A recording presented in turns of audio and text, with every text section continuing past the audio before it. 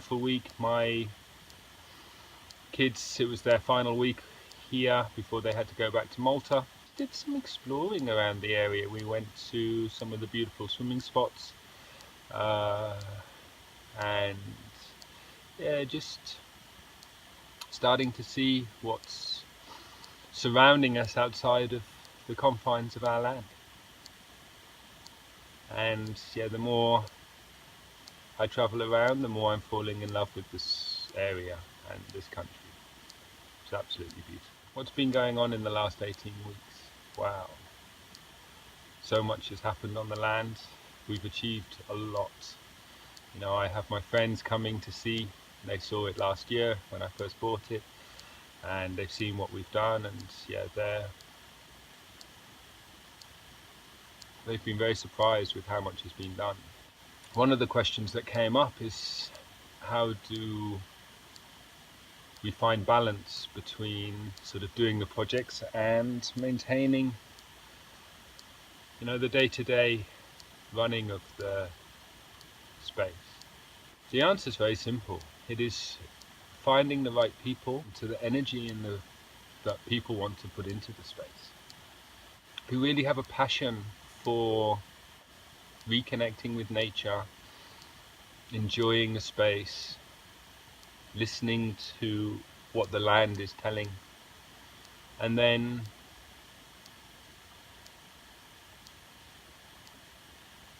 blending our needs with also the needs of the land.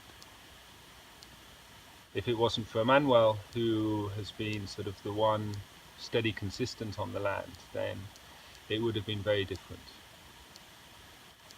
You know, people ask me what I want to do with this project, and I say to them, all of these beautiful, grand ideas, but it just comes back to the simple space of, I want to regenerate the land. I want to remove this monoculture way of thinking for making a space sustainable. And I want to, you know, plant indigenous trees and create a space that can sustain a small community of like-minded people. How we can generate sustainability without being a burden on the planet's resources. And I've also been asked whether it's overwhelming. And at some stages it's really overwhelming, and weeks like this are really nice to actually put a pause on things and again sit back and listen to myself, listen to the land, observe how our interaction with the land is working or not working. And one of the biggest teachers at the moment is our vegetable garden. You know, we've been trying many different techniques and ways, and it's showing us which flower beds are doing well, which flower beds are full of weeds, which plants are giving us a good yield, and which plants are not doing so well because we planted them in a shady spot or a spot that's too damp and too wet. So nature is a great teacher. And then there are all the ideas of how to make the space sustainable. You know, I have grand ideas with the land. You know, I've got, it's a big piece of land to maintain, and even though we have a really long timeline of 40 years to put everything into balance, I've done the first half of my life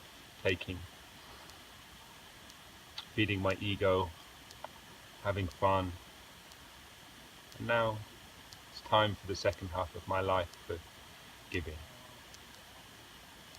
Give back to land, give back to beautiful people, and move forward in a way which is wholesome and beneficial for everyone involved and everything that's involved. I just would like to take a moment to thank the people who have been involved in the project. Emmanuel, you know, he's been watering the gardens, he's been learning a lot, he's been doing a lot of the heavy lifting. Then you have my kids, Emma and Lily. They were beautiful energy to have around, and Emma came with her friend Nevo, and it was, I think, one of the best summers I've spent with my children. You know, we have no internet, we have no distractions other than the nature around us, and they were really keen to get involved in the project. They really helped with making the raised beds, they really helped with a lot of the heavy work, and even though by the end they were very tired of doing the projects, they had a summer with us that was so much more connected than we usually live, without the distractions of the internet and of everything else in the modern day world. Lily was fantastic of helping the community, cooking breakfasts, and it was really beautiful to see how they interacted. And then we have Arancha. Wow, Arancha's looking after our child Isla, and it's so beautiful to watch her growing up in nature, you know, looking at all the wonders of the world, breathing the fresh air, and being looked after by a beautiful mother. Chema's generosity is being Arancha's brother and helping with her and helping with Isla has been special, but also his generosity of lending us the chainsaws that allowed us to do so many of the projects much faster, much more efficiently, cleaning the forest, making spaces safe, helping the trees, removing, pruning. Then all the guests that have come, my sister came, and yeah, she couldn't believe how crazy I am to get involved in such a raw forest. You know, they're looking to do the same in the UK, and they said yes, even just the drive into the land down the dirt track was enough to say yeah, too much for them. They were worried about living off grid, and they said it was the most comfortable week they've had living in a teepee. They said they really, really enjoyed it. Then Nevo's family came.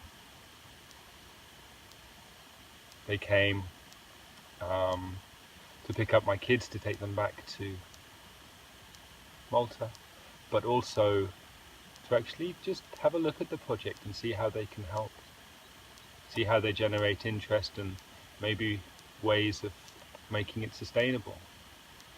And it's really beautiful just to see how different people interact with the space and interact and connect with the energy. One of the comments Nevo's mother made, Wendy, she was like, I've never seen my kids eat so well and such varied food. You know, they're sat in front of their computers all the time, at home, or at school, and yeah, they don't eat wholesomely, they don't eat healthily, because yeah, they just don't have the appetite. And here, with all the activity, just walking up and down the pathways, going around, playing, finding things to do, makes it very special. And yeah, it gave them an appetite, and they were eating. So, you know, it's been a beautiful, beautiful summer. I'm so awed and feel blessed at how reconnecting with nature can really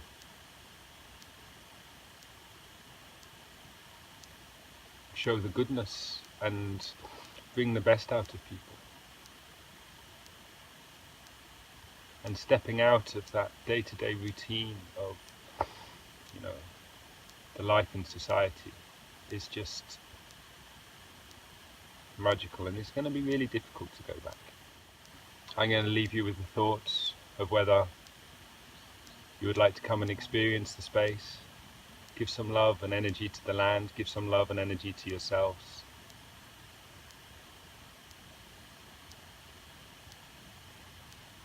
And look at how beautiful an alternative way of living can be. So, love and light, guys. Love and light.